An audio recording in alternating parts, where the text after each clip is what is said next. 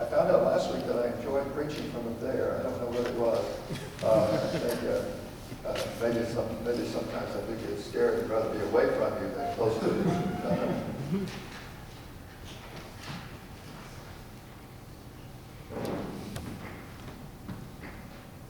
For 2 weeks now, I've been thinking about angels. As I've thought about this, saw this sermon coming. And actually, today I'm going to talk more about angels than I am peace. I do want to recommend the devotional book, the Advent devotional book. We still have some out on the table, I think, and if we don't, you've missed out. I'm sorry, but it's really the devotionals are really well written and insightful and interesting. This week, as I was reading the devotional book, I read Beth's, and I thought, oh, she had already written my sermon from last week. I wish I had known that.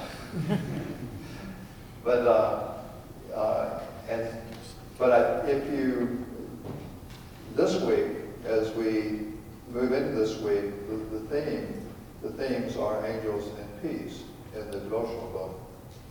And so you will, you might find there's some interesting writings in there, and as people share how they experience, how they view angels, and how and some have experienced angels and peace. And so as I was thinking about angels this week, I've been pondering the possibility of angels as described in the Scripture. Angels that appear in the Scriptures, they appear in a variety of forms, often startling and sometimes frightening. With angels on my brain, I've asked others during the week, what do you believe about angels? Have you had any experiences regarding angels? What about you? What do you believe about angels? Have any of you had any encounters that you thought, oh, that may have been an angel, or that definitely was an angel? Any of you? Okay. Anybody else? Okay. And it would be interesting if we could, if we had time for us to sort of sit and say, okay, so what do you do with those scriptures that talk about angels in such elaborate and majestic and sometimes frightening ways? And I would like, it'd be interesting for us to share together how we see angels, how we view angels in our minds. What was it like? A lot of Americans, they were asked, "Do you believe in angels?" Would say yes. In fact, I was looking at Guidepost magazine, which is and the whole thing's about angels now. It's all about angels, and so I decided that I would share with you where I am today on the subject of angels. Okay. Now, this is not an in-depth study or even a superficial examination, really. Those studies are out there, and we could do that sometime. Let's just call this Ken Watkins Existential Pondering Regarding Angels. All right. As I age, experience and observation play an increasingly important role in my epistemology, which is my understanding of what is real and what is true. And at the same time that that's happening on one end of my life, on one end of the spectrum, I've become very comfortable that on the other end, I find myself less dogmatic, more open, more tolerant of the beliefs of others, even if they define my experience. So on one hand, there are things I experience, and I say, yeah, this confirms what I believe. And then on the other hand, other people will tell me things that they believe. And they might be different from the things that my experiences say to me are real and true. I'm open to that. I mean, who am I to tell you that your experience is not true, not real, you know? And so I believe in things for which I have, and there are things I do believe but which I have no experiential support or empirical way to confirm. Now, some of these I accept as true because they are part of my faith tradition. They've been given to me down through the ages. They've come to me down through the ages and through my little bit of the ages. And they're also affirmed by people that I find trustworthy. Much more could really be said about all of that too. But I had a friend, Jim Hatley, who pastored a large Baptist church in Memphis, Tennessee, and Jim was extremely insightful, and he was one of these guys at Christmas time, people would give him a present, and though he had not been snooping, could tell you what was in the present. You know, he just sort of held it and say, "Oh, well, this feels. I think this is going to be a new pair of shoes, whatever." Another time, you know. But one time Jim was talking about the resurrection, the miracle of the resurrection, and he said. He said, "I have no trouble believing in the resurrection because that is just like God. That's just the kind of thing that God might do." You know, so Jim's long life of living with God had opened him to something that he had not experienced, because the resurrection was the kind of thing that he would see God doing from his walk with God most of his life. Having said all that, I'm not certain that I don't know that I've ever encountered an angel really. You know, I think that there was one time that there was sort of a mysterious kind of thing that happened. It had to do with me running out of gas and somebody being there. And I was on my way to speak at a campus ministry in Louisiana. And I carelessly jumped in the car and not paid attention to the gas gauge. Probably because in my head I was working on what I was going to say or something, you know. And driving down, and as I got down the road, on an interstate, I suddenly realized I'm out of gas. My car stopped. I eased over to the side.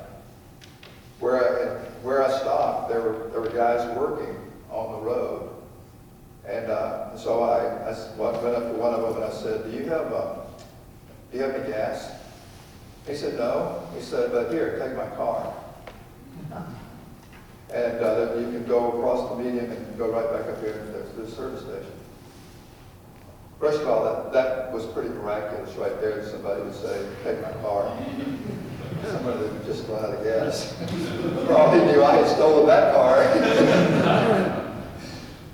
And so then I got gas, came back, put gas in my car, and gave him his keys, and saw no evidence of him after that day. I came back on the same stretch of road, you know, and saw no evidence of any work on the highway. Now, my guess is, if we had a way to do research on that, we would know that this guy worked for the county or worked for the state, but it was one of those kinds of experiences, you know, that was sort of convenient, and I was thinking, gosh, that's really cool. I would think that angels would have more important things to do, though, than providing them gas, but maybe they're doing those kind of things too.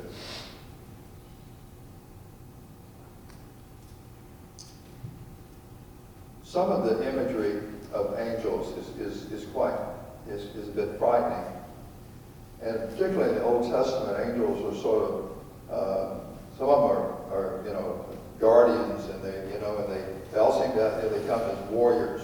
You know, I was reading I read an article by a theologian, Candida Moss. She's a British theologian, and she wrote an article in 2013 in the Daily Beast called "The Truth About Angels." And the reason she wrote it is because there there was an accident that occurred in Missouri, and out of the blue, a priest showed up and went to a woman who was trapped in her car and gave her last rites. And then he just left, and nobody knew where he had come from, who he was, or anything. And so she.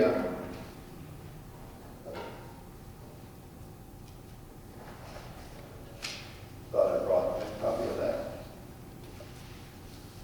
So she said, here's a little account of that I thought was interesting. Last week, a priest appeared seemingly out of nowhere at the scene of our car crash in Missouri. He prayed with the victim, Katie Lentz, and then vanished without so much as leaving his name. The event sparked a frenzy of religious excitement. Among Christians, speculation grew that this mysterious figure was a guardian angel sent to protect the teenage girl. Bloggers were even hypothesizing about the identity of the angel himself. When it was revealed that the angel was flesh and blood priest Father Patrick Dowling, the news was greeted with mild disappointment. An humble and helpful priest who wouldn't even take the credit for saving the girl's life wasn't quite as flashy as a miracle on the highway. So I looked up Father Dowling, and he said, no, that he wasn't an angel, and he was a chaplain, and but that there were miracles happening in the midst of what he was doing. That while he was there praying with the woman, the young woman, there was a calmness. There was a calmness on the part of everyone touching this situation.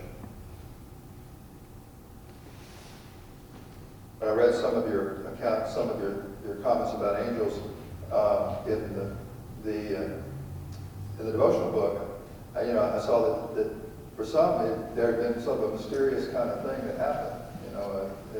It's like and now I'm giving you this. You want to read this, and then for the others, the angel is sort of seen as just the way that God speaks to you is that God speaks to you in certain ways, and these sort of have an angelic ilk about them. And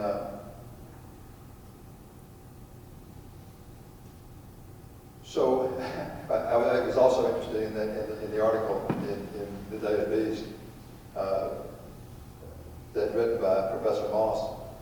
She said that most angels in the Old Testament come bearing heat, and they rather than to give a message, they give you the message. They really give you the message, And it's and so with that kind of imagery of angels, I can understand why in all of the accounts of angels that we read this morning, except for the one that Joseph read, the angels sort of began with, "Don't be afraid, don't be afraid, fear not. I come to bring you peace." Here's what I think. I think that in the time of the Old Testament, when the Old Testament was written, God was seen in a very monarchical kind of way. He was seen as the king, and the world was thought of, the world view at that time was really sort of three-tiered. You sort of had heaven above, where God lived. It's also where the rain came from. You had the earth, and then below the earth you had Sheol, the place of the dead, and you had, and it was flat. It was flat, and so any king that they knew would send messengers. He would send messengers. The king would send a messenger to tell people what the king wanted them to know. And so I think that angels, it was just assumed that a voice from God must have come not directly from God, but from someone God sent, because that's what a king would do. Does that make sense? And so, so in the writing of the encounters where God directed lives, there were often in the Old Testament, this encounter it seemed not to be directly with God, but with this messenger of God. This messenger of God. And in the story of Abraham, there were 3 strangers that came to Abraham, and Abraham took them in and gave them, provided them hospitality. And then they had a message from God.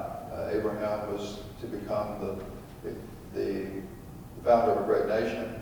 He was going to have children, even though he was old, and he was going to be given a land. The idea of the Holy Spirit or the presence of the Lord was not as developed at this time, and not as developed as it became through the teaching of Jesus and the apostles. Now, if God beckons Abraham to leave his home in Chaldees to dwell in a new land, God, like any king, would send a messenger to do that.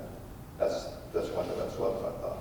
In fact, the words that translate angel to angels are the same words in Hebrew as Malachi, or Malak, which means messenger, and angel in the New Testament, which means messenger. And so the angels are the messengers. So I don't know if the Old and New Testament writers were saying God is a message and God is a king sends messengers, is a message by messengers, by angels, and with the shepherd we have a huge announcement to be made. And so Luke, the story is big. It's a big story, and so it's a big event. And the messengers come, and there's a host of angels, a band of angels. And though mentioned also throughout the New Testament, that angels are mentioned throughout the New Testament. After the resurrection of Jesus, angels become more of a discussion than a presence. In the book of Hebrews, angels are sort of put in their place. They're talked about how they relate to humans, and that they're below humans. And then in the book of Galatians, there were warnings about people who not to worship angels. So maybe that has a word to our culture today, that angels are not to be worshipped. That they are agents of God and not to be worshipped. 1 Corinthians 13, Paul's talk says, in the love chapter, it says, speaking with the tongues of men and angels, he talks about that, but affirms that love is a higher priority than these angels. So there's a recognition that there are these powerful beings that are somewhere out there. But Paul was convinced that the spirit of the resurrected Christ dwelled within him and was all around him. And more and more and more was attributed to angels, the nudging of God, the strengthening and comforting by God, seemed to be attributed more and more to the direct presence of God.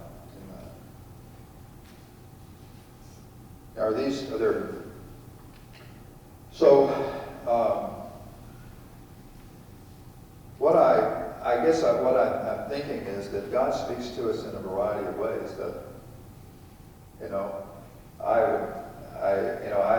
I think if we sort of went around the room, which we won't do, but you're getting nervous, aren't you, that I'm moving over? We went around the room and we asked, what are the ways that God speaks to you? Would you, is it more common that you have this extraterrestrial kind of experience, or does God speak to you through so many other things and ways? people. Now, for me, connection is really important, with connection with people.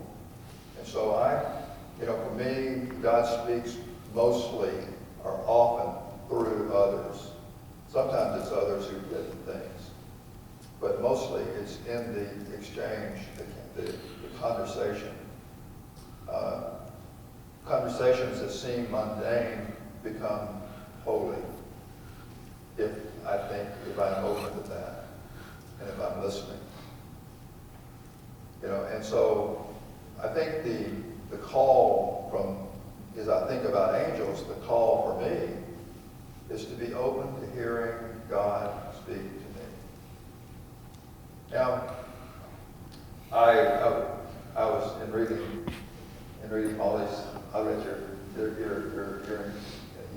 devotion, Molly, and I was thinking that at the time that you sort of had this encounter, it's in print, so I may as well talk about it. At the time that you had this encounter, you and God were not on good speaking terms. The idea of God was too much like others in your life who had been abusive, and so I think God wants to convey love to us in whatever form that we are able to receive it. So for some of us, it may be just an awareness of the presence of God, and that has come out of our experience with God, and that God is within us. And there's this sense of awesomeness and sense of this is what God is saying to me. Then for others of us, it could be the idea and the possibility and even the reality of a being that God has sent to us. And it's easier, and I feel more comfortable with an intermediary. That's not the right word. In between God, or an in between being that brings it. For some, it's saints too. I think that's one of the, this British professor that is talking about how scary angels are says if you think the angel's going to bring you comfort, maybe you better look to a saint, not an angel. Okay, so listening it seems that all week long, and some of it is Christmas, of course you're hearing about angels, but all week long I heard about angels. Every time, and so on Friday night I went to the Symphony Pops, and heard the city chorus, the symphony chorus. Beautiful experience. And so there was music about angels, but then one of the songs that they did was from the opera of Hansel and Gretel. And I thought, okay, that seems a strange thing to sing at Christmas. But I didn't know the song. But in the song, there's this beautiful children's prayer. And I'm going to read it to you because it's all about angels. It says, when at night I go to sleep, 14 angels watch to keep. 2 my head are guarding, 2 my feet are guarding, 2 on my right hand, 2 on my left hand.